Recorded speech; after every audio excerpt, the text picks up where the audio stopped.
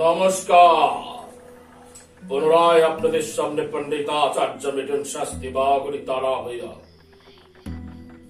ধনতেরাসের একটি তান্ত্রিক ক্রিয়া সম্পর্কে আমি আপনাদের এখন বলব।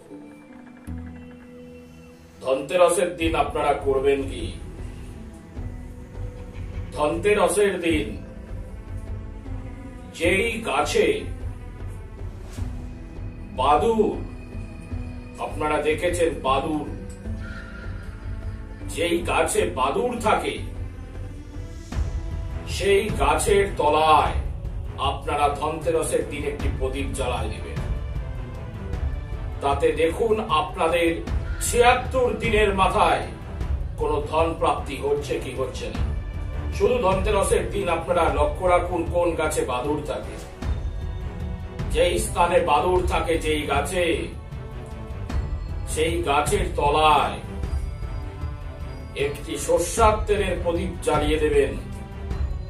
দেখুন আপনাদের ৭৬ দিনের মাথায় কোনো ধন প্রাপ্তি হচ্ছে কিনা।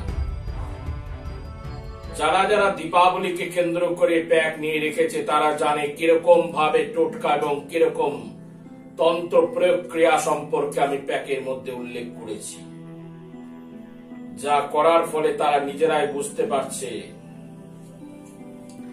যে তাদের জীবনে কি অমূল্য সম্পত্তি তাদের হাতের মুঠোর মধ্যে এসে দাঁড়িয়েছে। করে দেখুন ধনতেরাসের এই ক্রিয়া। আজ অব্দি আজ আর অন্য কোনো কথা নয়। সকলে ভালো থাকুন, সকলকে ভালো থাকতেই হবে, কারণ মা যে করুণাময়ী। জয় মা।